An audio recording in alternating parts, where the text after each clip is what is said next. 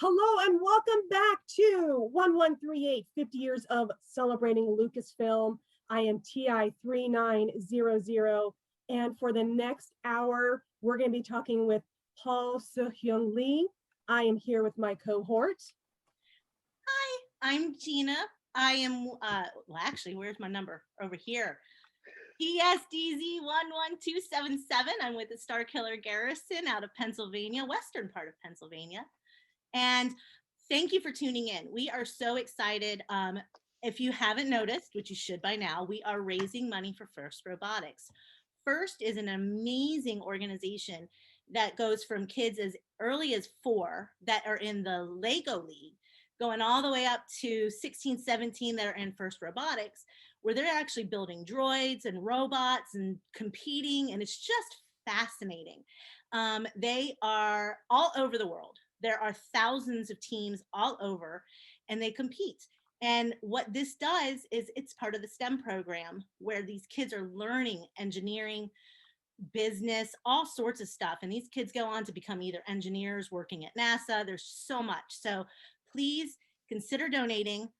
Click the link that I would say is below, but it might be above. It's somewhere. Click the link. It's everywhere. And donate today.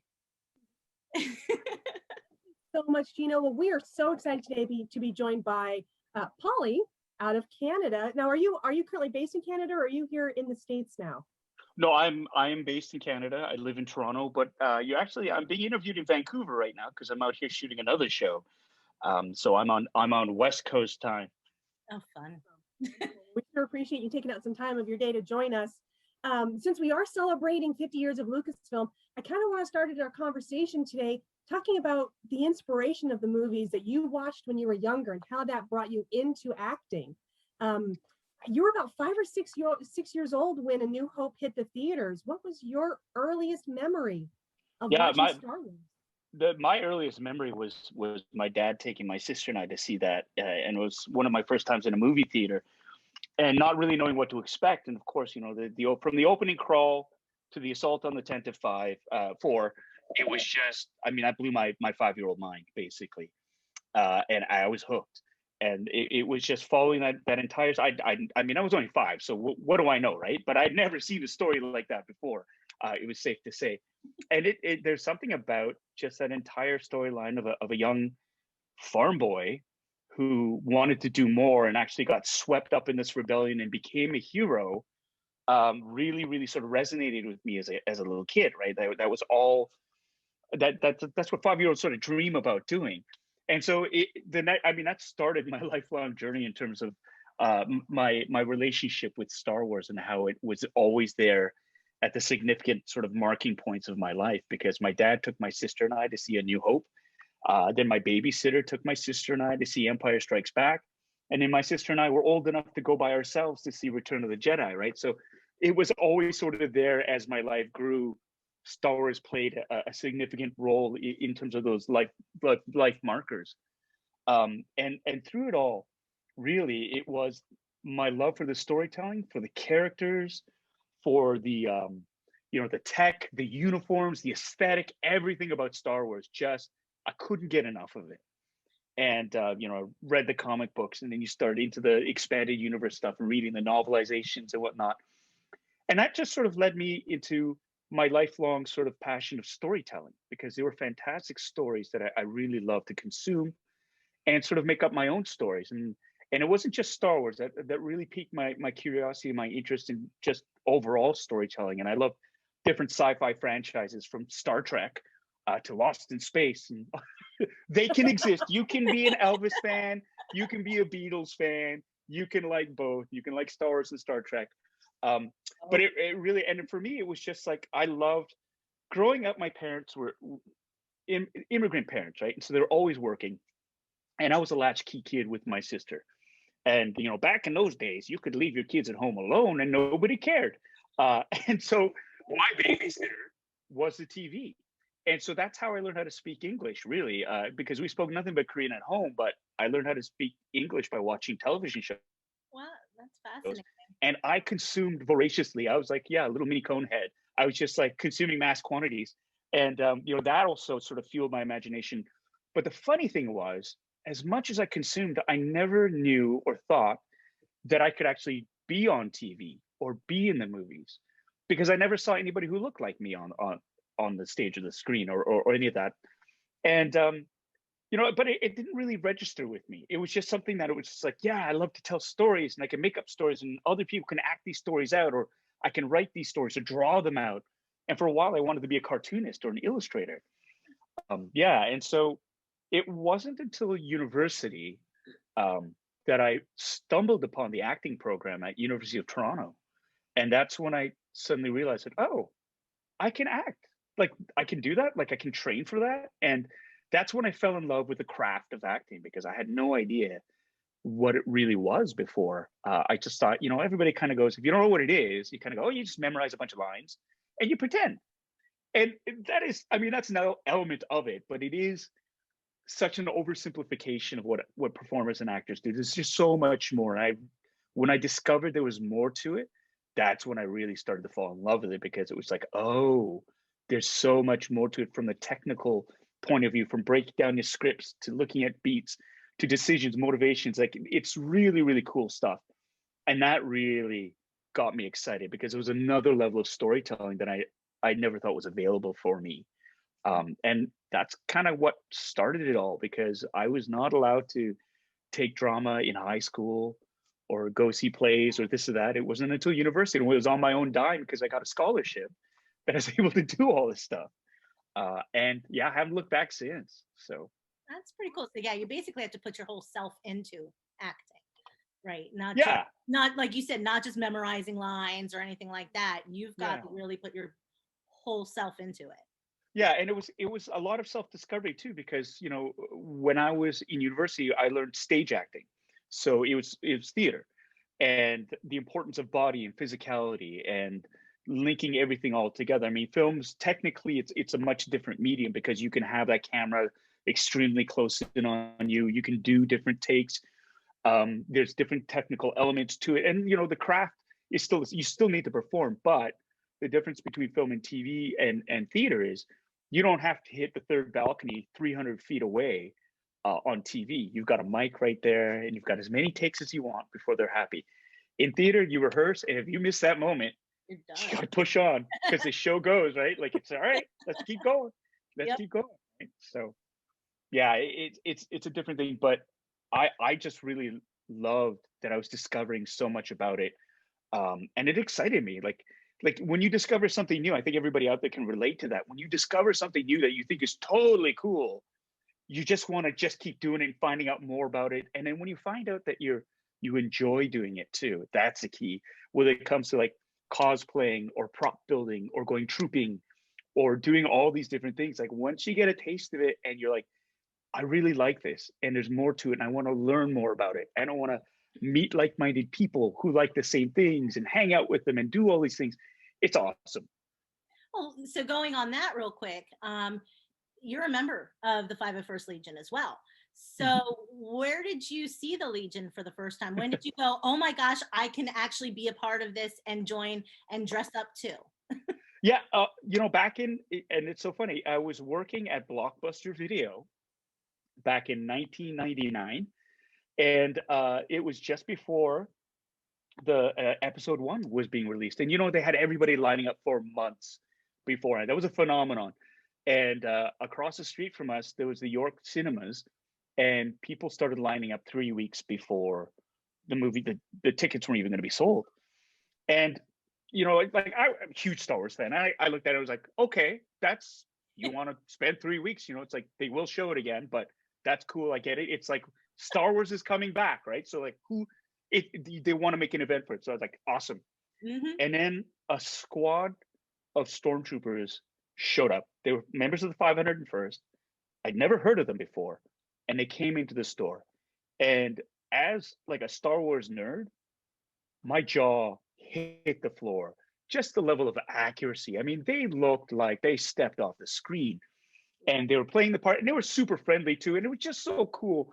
And I just remember just following them around going, that is so cool. Like looking and asking, I said, I'm sorry, can I see your E11 blaster? Can I see, your belt, your utility belt, like looking at the boots, the everything, because I'd never had a chance to see anything up close for real. It's always been pictures or in a All book on the or screen. Yep. Yeah. exactly. And so to see that, and then I was just so gobsmacked about how fantastic they looked. And then, they left, they posted for a bunch of pictures and they left. And it was like this hit and run sort of Star Wars event, which was so amazing. And I didn't find out they were 501st till years later. Okay. And I was at a charity event. It was a Make-A-Wish Foundation for the kids. And I'd been invited to them, and members of the Canadian Garrison were there. And I was like, oh my God, it's them again. And instead of going into the main ballroom, I hung out with them for like the next 45 minutes. And that's when I met my first sort of friends from the 501st Canadian Garrison. And I just blah, blah, blah. Like, where did you get this armor from? How do you build it? This and that. And they filled me in on what the Legion did and why they were at this function. And I was just so impressed by it. And I was impressed by their generosity. I was impressed by the fact that they were just so open, and what they were doing was amazing too. I mean, it was for charity. And it was like, I want to be a part of this. Like, how can I be a part of this? Now, I just finished my Ghostbusters cosplay, and I was looking for something else to do. And I thought, Star Wars. Yeah. You're like, yeah, it'll be small. Like, what's the worst that could happen, right? And I have like 15 costumes now. But it was like, I thought, okay, I'm going to dip my toe into it, and I'm going to build some armor for my boys at the time, right? So it's like, I got a couple of kid-sized kits, and I built my youngest a TK and my eldest a Shore Trooper. And I loved it. Like, it was so much fun building it for them. I mean, I think that was a Trojan horse thing for my wife too. I said, no, it's for the boys. For the kids. Yeah, exactly. It's for the kids. All these action figures, it's for the kids. They're not allowed to touch them. Always think of your kids. Exactly. Yeah. The best beard ever. And so I built them, and I thought, and they look great. Like, I have to say, they look great because the kits that I got were from really well-established kit builders, fabricators. Because I went on the Legion website and I did all my research, and was like, okay, well, who's got legit kits that the Legion will kind of go, yeah, they're a good vendor. You can trust them. They're not going to rip you off. There's very little to do. So I was like, okay, and I wanted to see how accurate I could make them for the kids. And then I felt that was hooked. I was like, why are they getting all the fun? So I was like, I'm ordering something for me. And my wife was like, I knew it. I knew you can do that. It's like, come on. She's like, fine. And my wife has always been super positive, really great, really supportive with it. She does give me the side eye sometimes, like, you haven't even finished those 2 other builds, and you have one in a box, and now you're looking at this. Come on, man. So I get it. You have to do that. I don't, that's. I don't think any spouse in the Legion has never heard that before. No. Yeah. Right? Even if you troop with your spouse, you still hear it. Yeah, right. And that's the thing, right? Like, I would love to get her hooked on that too, because I love that we have a number of us, married couples who troop together, and I think, I love that. I love that. You do it. You say, look, we want to spend time as a family, right? Right. So suit up with us. The kids can come out. That's what we did. So yeah, and it's fun. It's so much fun to do. Yeah. And it's just like, and it's great too, because it's something that's really that fuels your passion when you're looking for any excuse, any reason to put your kid on and go out, right? It's just like any reason. It's like it's some sort of variation of the Star Wars date. So like, we should go out and make our own little mini sort of holiday and just sort of go out. Or during the pandemic, I would dress up and we'd march around the neighborhood to cheer people up.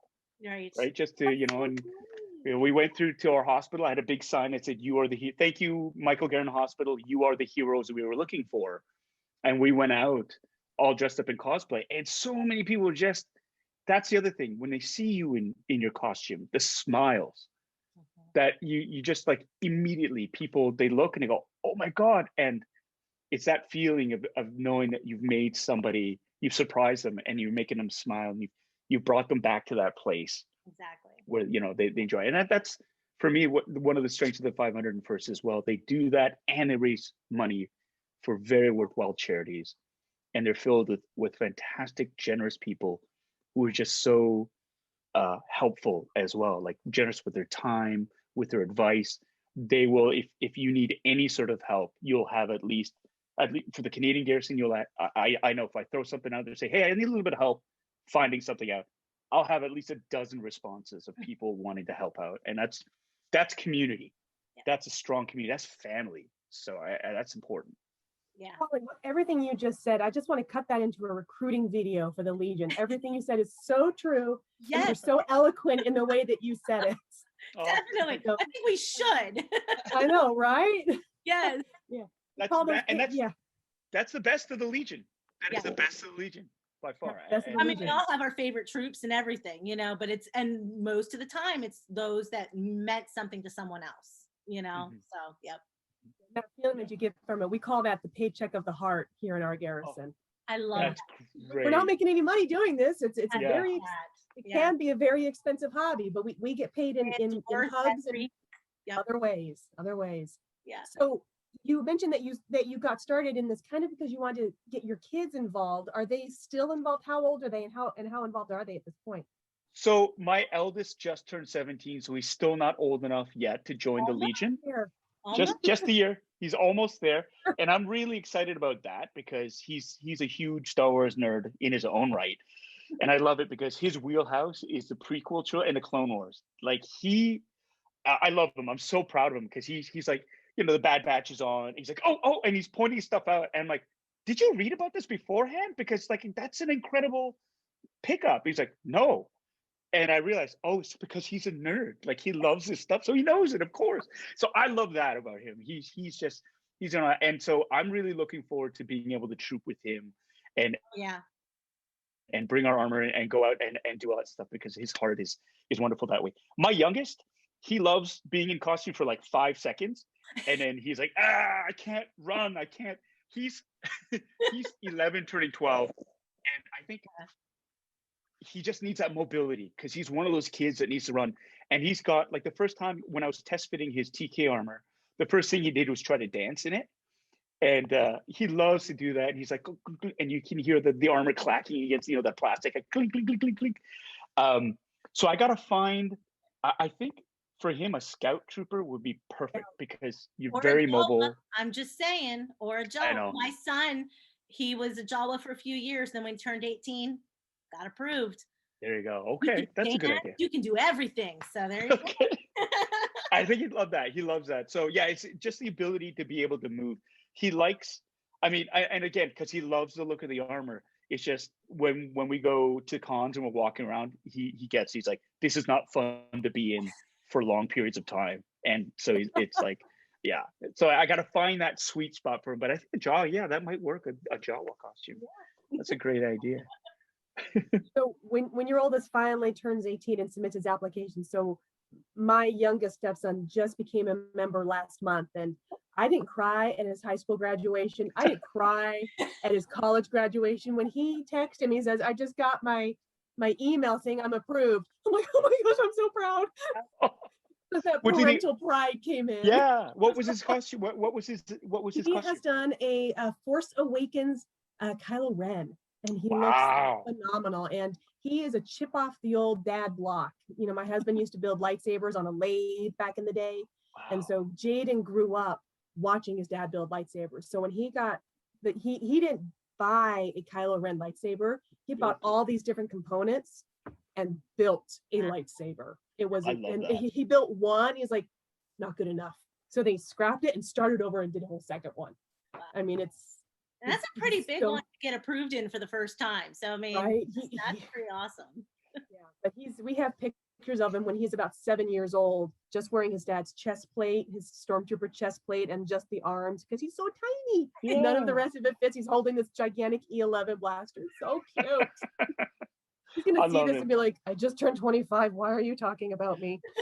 I love it. I love when families can troop together. I know, right? But I love your story because it really shows how much Star Wars is family. Star Wars is about family, and the 501st is about family. We're now seeing what we're 24 years as a club now. I think we're going on 25. Wow. And we're seeing second generation troopers getting approved. You know, that first generation that started 10, 15 years ago, their kids have now aged in. And it's just this continuation, this legacy that's coming in. I don't feel old at all, but yeah. I was just about to say that. It's like, oh no, that means we're all getting really old. Oh my gosh. There's a point. This is my 16th or 16th year, 17th year this December, I forget. And my costumes have had to age with me because the stormtrooper that I wore 10 years ago, can't do it now, right? I'm full on TIE pilot. I've got that mobility in my back. I'm eyeing Jawas going, I could eat whatever I want. It's a big robe. Oh, no, I hear you on that. It's just like, and that's always the big fear for me, right? Because it's like, is that armor gonna fit? Like, do I really want to go down that road and see if I can squeeze myself in there? Especially after the pandemic. After COVID weight is a real thing. Yeah. So I've been like kind of eyeing it, and it's like, okay, let's see, just sucking the gut. It's like, oh, okay, good, it still fits. All right, okay, good. Yeah, we've had some members that we had to really just kind of cinch into their belts recently at our last event because like COVID was just a little too much. But it's also a great motivational tool to sort of get into sort of fighting shape again, where it's like, okay, I want to get back in it. I fit in it before, and it's just a little bit, so let's get back to it. And I think that's good. Like, I know for me, it's like the TK that I built, I haven't submitted it yet for approval, but I built it over during the pandemic. I was like, okay, it's like I had to put a couple of shims in the side just to make sure they closed.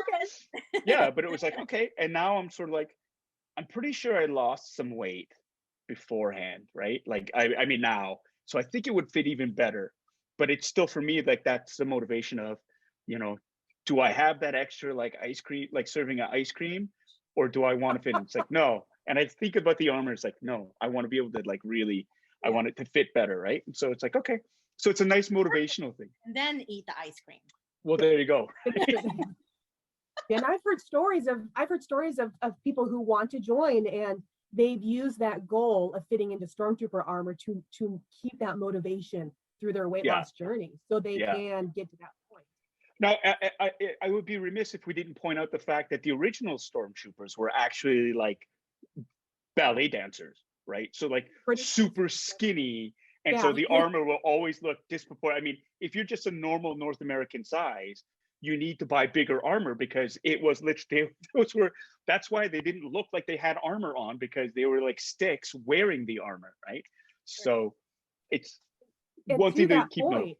And to that point, something I really love about the Legion is we don't discriminate, right? If you have a goal of being a certain character or being in a certain costume, we're not, if you look like a stormtrooper, whether you're a stormtrooper this way or a stormtrooper that way, if it fits you, we're going to get you in, right? If you want to be a Darth Vader and you're a Darth Vader here or you're a Darth Vader there, we're going to help you. And that's one of the things I love about this is that everyone is welcome.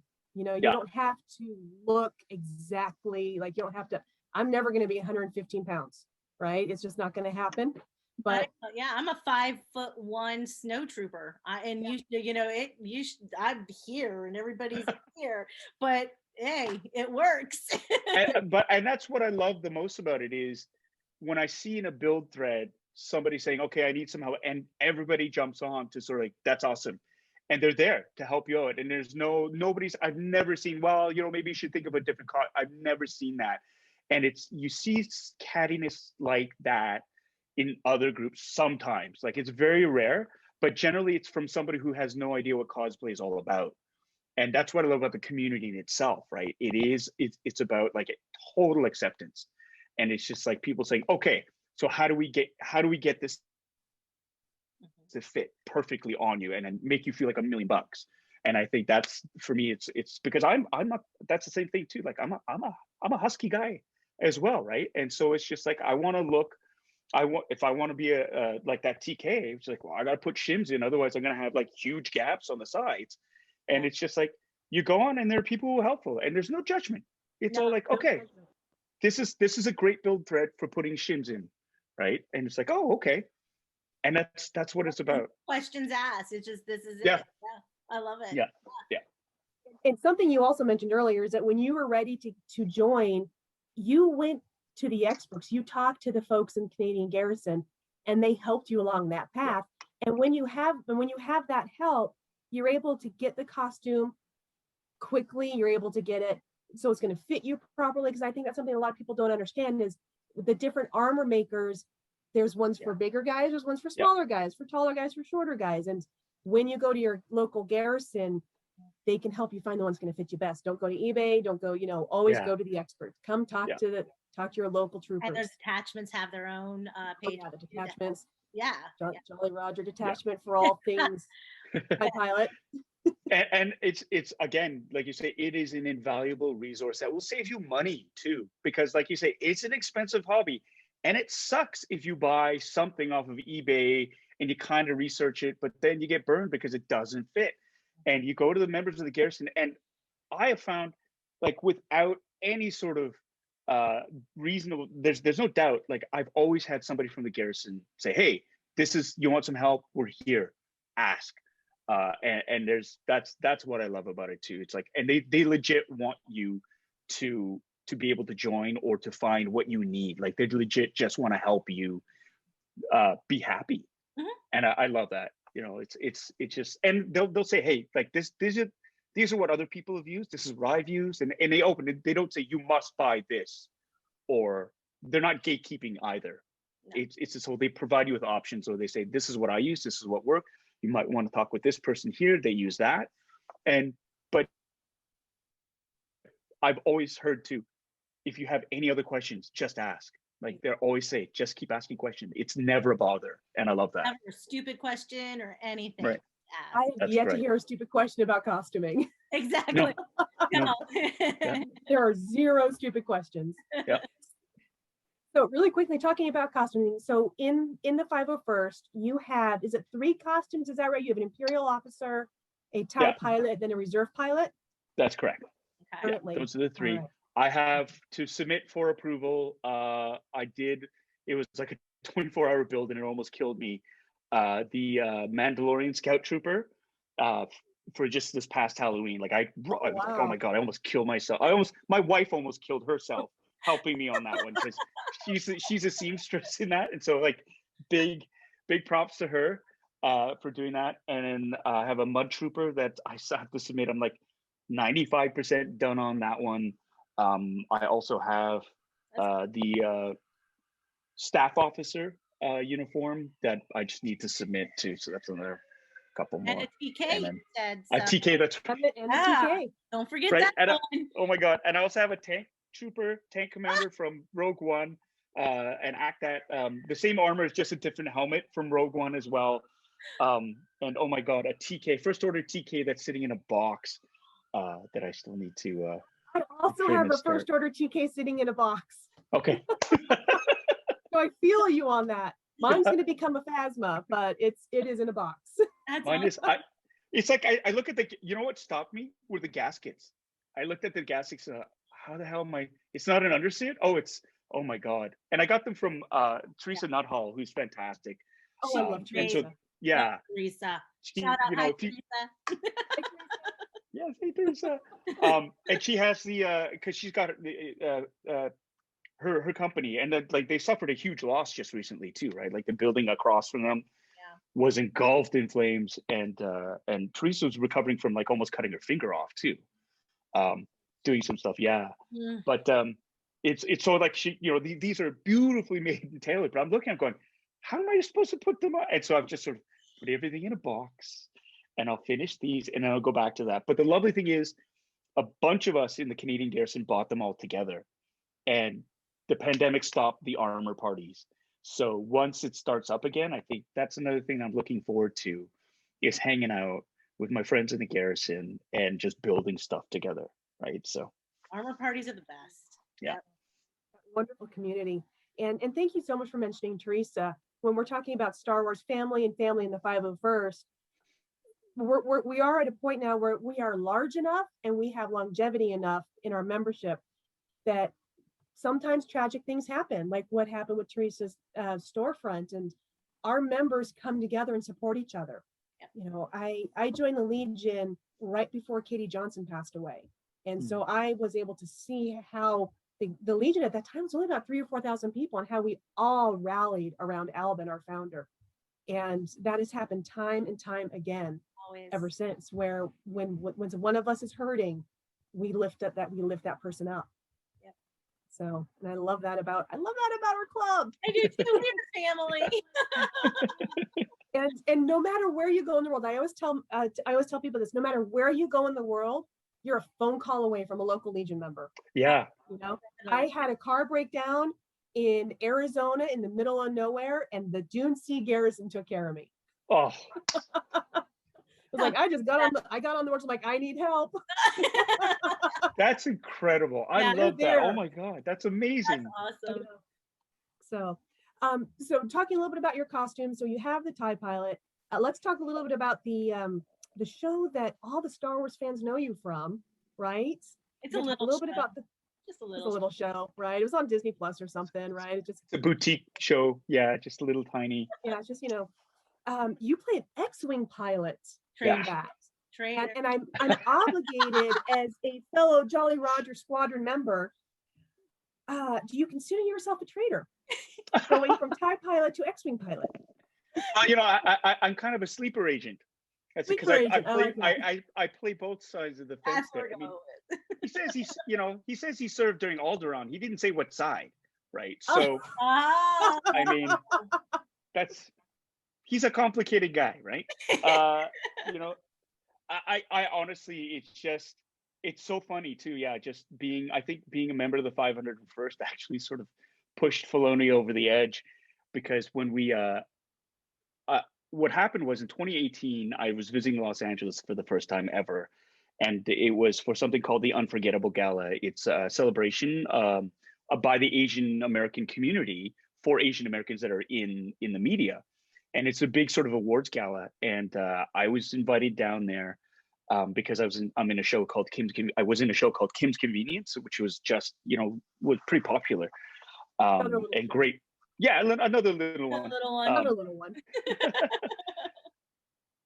And so they invited me down there, and that's when I bumped into Deborah Chow. Well, she jumped in front of me, and I knew Deborah from 25 years before, when I was just out of theater school, and she was just out of she wanted to get into film school, and that's when I met her. And I was actually in a short film that she shot, and then she disappeared. And then the next time I see her, she jumps in front of me at this Unforgettable Gala. She's like, "Do you remember me?" I'm like, "Yes, Deb. What the hell?"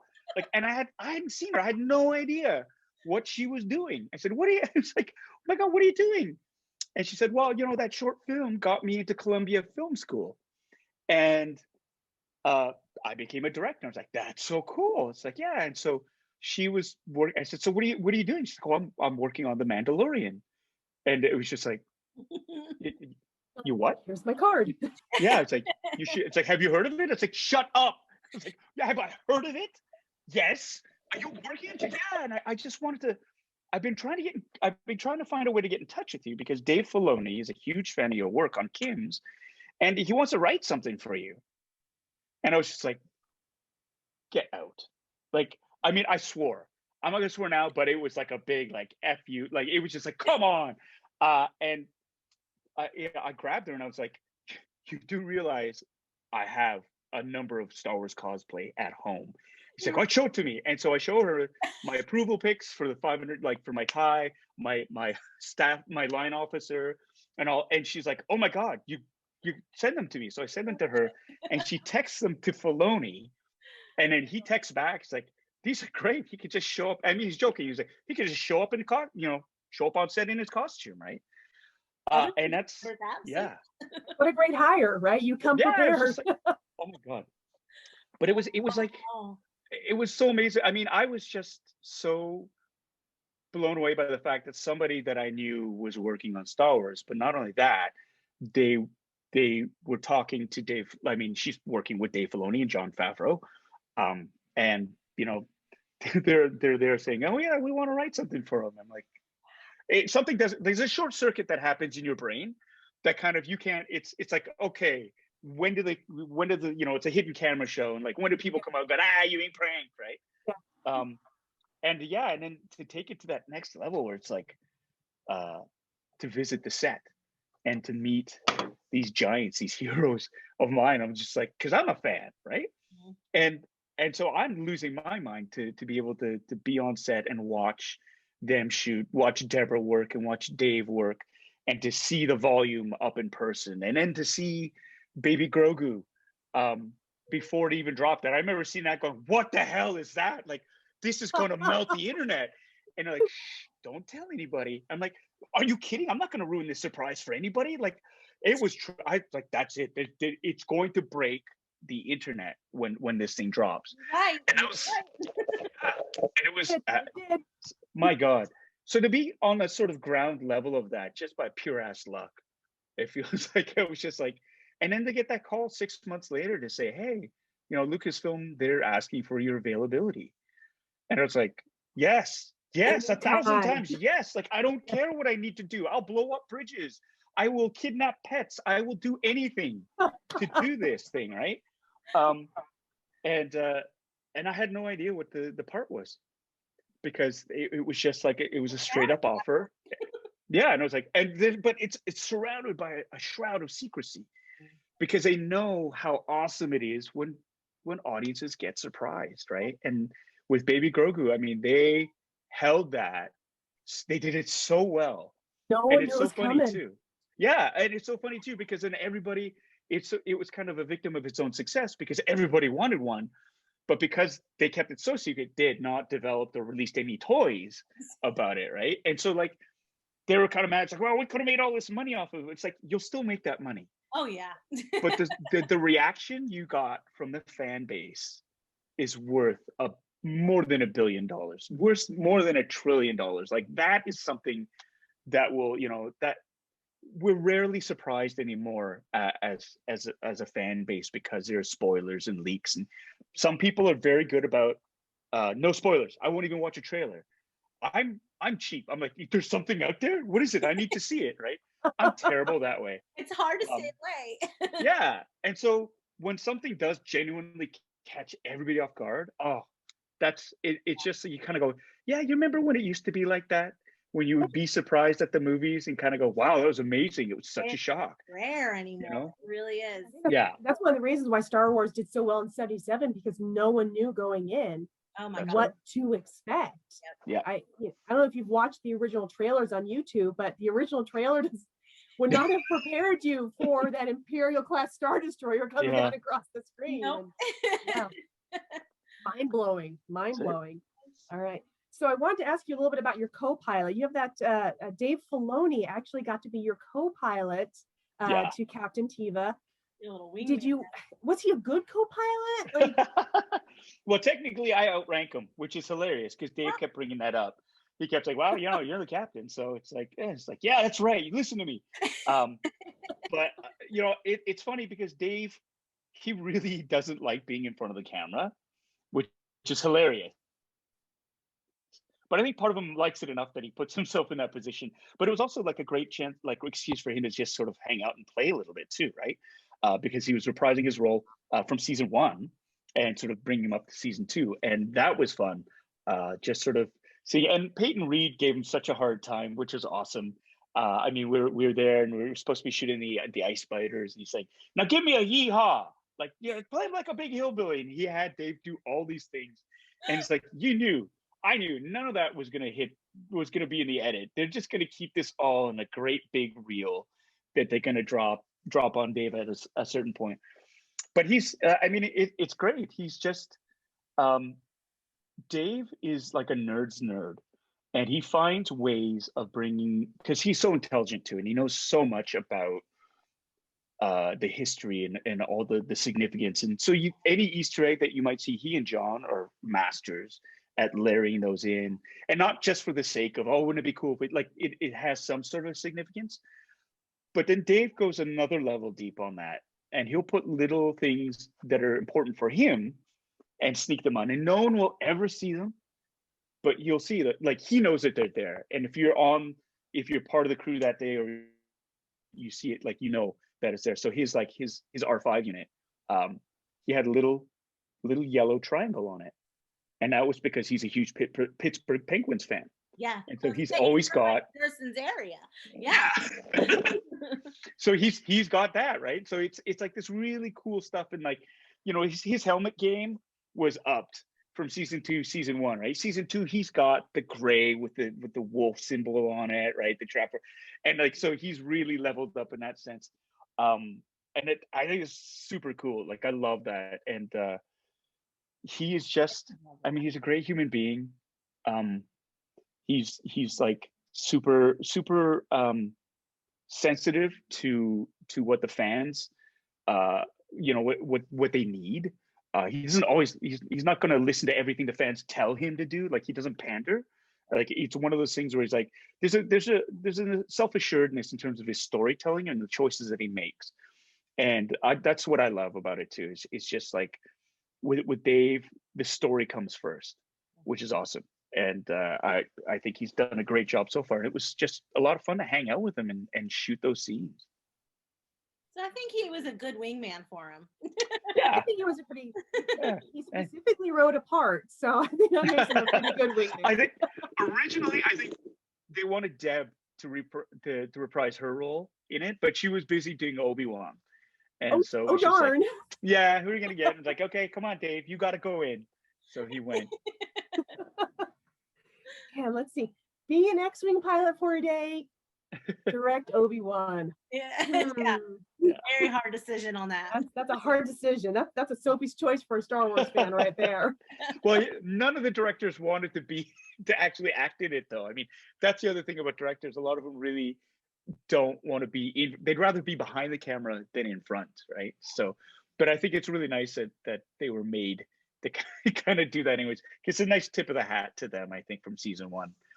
It was lovely to see their faces. Definitely. I really enjoyed that scene when the 3 pilots come in. I'm like, wait, that's Filoni. it's the directors. You know, I thought that was such a fun little moment. You know, I don't know if it's like a tip of the hat. Little nod. Mm-hmm. Mm-hmm. Yep. Their hard work, or, you know, and how did they convince them to get in the cockpits to actually do this? All right. So I went asking on a Rebel Legion costume. Rebel Legion is a sister club to 501st. You have plans to use your character to apply to the Rebel Legion so that when you costume out at events, you could be like, no one will ever be as accurate as me. Well, it's funny. I have literally stepped off the screen. Yeah, but it's funny because if I wore that, if I was able to like sneak down and get the wardrobe and wear it and submit, I would not be approved. Like, my costume would not be approved from the standards. You have to create an all new CRL just for that character, like they would have to with the Rogue One pilots with Blue Squadron and whatnot, because like the code cylinders, they're different. They're not the regular standard, so they're it's a different. I was looking at them going, oh, that's going to drive people crazy because they're different shapes. It's like, okay, the belt. I mean, it's stuff that was grandfathered down from Rogue One that was passed down, right? So like the belt flares, the leg flares, the boots are different. The flak vest is definitely from Rogue One, as is the chest box. I think they were from Far and Away Creations. They did the actual construction of all those. And it was interesting too, because I think somebody reached out to me and said, hey, like, I know this is weird, but did you get a chance to look inside the actual chest box to see if there was a number written in there? Because we numbered them all. And if there was one, that would confirm that they're still using our chest boxes for the Mandalorian. And I was like, oh man, that's such a deep cut. I was just so jazzed to put on the jumpsuit and like play. I didn't even look at any of that stuff, right? You need to repress the roll now and go back. Yeah, exactly. I would have been there with a measuring tape, like taking reference pictures. Well, but I mean, it's everything is, it's super, they have everything on lockdown, right? And it's just like, you want to, it's interesting because I get a lot of people asking me, like even from the badge that he gives the Cara Dune's character, people ask me like, was it 3.75 inch or 3.25? I'm like, I don't know. And so they ask, well, can you measure your hand and send me the measurements of your hand? Because then we can extrapolate from that. And I'm like, these people are geniuses. That's how you get that, you can approximate. And it's like, but to want to get it to within 0.25, a quarter of an inch, I think it just speaks to the passion of the community of wanting to make it right. And so I get it too when the scout troopers, the knee pads were on upside down, how much it kind of drove everybody crazy. But at the same time too, I kind of love it because it's like, well, it's canon now. Exactly. Unique to that one specific version of a scout trooper. It's got to be like that. And nobody, I mean, the wardrobe department, they didn't want that to happen. And I know everybody screams, oh, they should have had somebody from the 501st. And it's good to have an advisor, but there's so many moving parts in a production like that. Like, you have no idea. And that, as much as they want it to be everything right, it takes second place to telling the story properly and making sure that the story gets out. And a knee pad, I get that it would be interesting. It would be kind of annoying, but if it pulls you out of the story so badly that you're not enjoying the show because the knee pads are on upside down, I think it's time to switch to decaf and just really sort of take stock in what, what's going on, what's important here. And it's great because it becomes part of that great lore, right? Something that is like, those are on upside down. And if you didn't know that, here's a cool little nugget. It's like Admiral Green Jeans sitting in the background with his watch and stuff like that. Like, that's something really cool about the imperfections that make a series great. It's like the Stormtrooper with the duct tapes. They had duct tape going all the way back to A New Hope. That it's part of it. And I love that. It's like the Stormtrooper clocking his head on the door in the Death Star in A New Hope. You got to keep that stuff in because that's what gives it the character, right? I love those imperfections. And the thing is, back then they didn't have high def version where somebody's literally going through frame by frame, because that's how you're gonna. That's the only way you're gonna find this stuff, is going frame by frame through it. And it's like, nothing should have to withstand. I mean, this is not the Zapruder film. It's not, it's storytelling. It's Star Wars on TV. Let's enjoy it, right? Exactly. But I love that. So let me ask you this question. Han's jacket on Hoth, blue or brown? That's the thing, right? I grew up thinking it was blue, but it was actually brown. And because of the lighting, it became. And so when you see the screen use version, you're going to go, that's not the right color. That's you're trying to steal from me or something, right? But you look at that and it's really funny too, because it's like the Mandalorian's jumpsuit. Is it that dark gray or is it brown? And it's both, right? Because like season 1, it was one color and they changed it in season 2. And they changed it for season 2. I got talking on Twitter with a costume designer, he was in the costuming department for the sequel trilogy. And I asked the question, I said, your department, when you're creating a new costume piece or a new character, do you ever sit there and cackle just a little bit, like, let's watch the fans figure this out? And he replied, he says, yes, we do. Like, I remember when BB-8 rolled out on the stage the very first time, and my husband's a member of the Droid Builder Club. Right. And he's like, we all, like, our brains flip, like, how did they do this? And then a couple years later, when Dio rolled out on stage at Celebration Chicago, he was down in the R2 Builders room, and he said everyone was all excited, and that dang droid rolled out, and everyone in the Droid Builders room went, like, oh, yeah. I mean, I love that, because it's like the game's afoot, right? Like there's something out. And the race is on. Sketching it out, 5 minutes after that trailer dropped, like, okay, let's see, we have to have a balancing pivot here. And it's lovely. That's one of the things I love about the Star Wars fan community is, and have you been to Celebration, Polly? That's on my bucket list. It's I missed, I couldn't do Celebration Chicago, which was the one before, just because it was so close to Toronto. But I was working. And I couldn't, I was shooting, right? So it's like, I can't take a weekend off to go and celebrate Star Wars, right? Like as much as I wanted to. And so yeah, no, I have not, but I've heard such great things. You're gonna love it. It's almost like, pardon, but it's almost like Mecca for Star Wars fans. Everywhere Yeah. you look at Star Wars, everything you hear is Star Wars, everything you smell is Star Wars, and you're surrounded by 20,000 of your new best friends. Yep. Yeah. And it's a wonderful, wonderful environment for Star Wars fans. And I was going to ask, so hopefully we'll get to see you in Anaheim at Mhm. Celebration. Fingers crossed. Fingers crossed. Yeah, hope unless Mandalorian 3 comes up and you're on set, I hope that we get to see you in Anaheim. That would be Right. great. Your lips to God's ears. There we go. Dave, can you hear me? Exactly.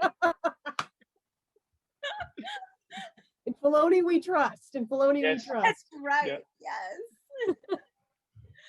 Well, we are coming up on our hour Yeah. for Already? for the- Wow. that I was know. fast. I know, right? Wow. Told her I out. could talk to you for another couple hours. This is No. when you get Star Wars fans together, we got a lot to talk about. Yeah. Awesome. All right. Is there anything you'd like to leave? Anything else you'd like to comment on for the fans, for your fellow 501st members? Anything you'd like to leave us with? Yeah, just a huge thank you to the fans, everybody who's reached out to me, people who supported me for being on The Mandalorian. I mean, in so many ways, it was like it's this Star Wars nerd's dream come true. And to be able to sit in that cockpit and to dress up and to be part of that world, and then to have the reaction of the fans be so accepting of that and so supportive and so happy and wanting to know that story and kind of living vicariously through my stories. I just want to say thank you. I realized that I've gotten a chance to do something that everybody dreams about doing, and that hasn't escaped me. And I'm so humbled by that and by the support. And I'm glad I did everybody proud as well. But don't ever feel bad about asking about it, because I love talking about it. Anytime anybody wants to know anything about what went on, I'm more than happy to share these stories, because these stories are what bring us all together. And what connects us all is our love for this franchise. And the only thing I want to leave everybody else on is just that, remember what fandom is about. It's about celebrating the fact that we love Star Wars. We love these same things, and people will love different aspects of Star Wars. And if you don't like it, that's cool too. You don't have to be a gatekeeper. You don't have to say, oh, well, that's really dumb. You can just support the fact that they found something that they loved, and we can celebrate that together, because it is a family. At its best, that's what fandom is. And to celebrate that and to really, really bring it up to a positive level and just like enjoy what we have. That's it. Really. Well, Aaron, should we do a little special check? We should do a special check, I think, Gina. Yeah. Ready? Anybody got one of these? Where's my, hold on, Oh no! Uh-oh. it's in my pocket. He's got it. We got it. There we go. All right. All right, Polly, if anyone wants to follow you on social media, where can they find you? Yeah, you can find me on Instagram under @AngryAppa. You can also find me on Twitter @BitterAsianDude. I'm on YouTube, Bitter Asian Dude Inc. And I have a fan page. And I also have not a fan page, a website, bitterasiandude.com. Okay. You can follow me, and there are links to it's all connected. It's all this big web. So yeah, please follow me, and we can talk about Star Wars. Talk about Star Wars. That's the best thing. A lot of fun to talk about Star Wars. Well, I needed to say, Polly, thank you for being part of our family. Thanks, Gina. Love it. I love it. Thank you. And just as a reminder for everyone watching, click that link below or above or to the left or to the right. Make a donation if you've got a couple extra bucks to the First Robotics. Help support the kids in the STEM technologies. Thank you so much for watching, and we will catch you in the next hour. Bye. Thank you, guys.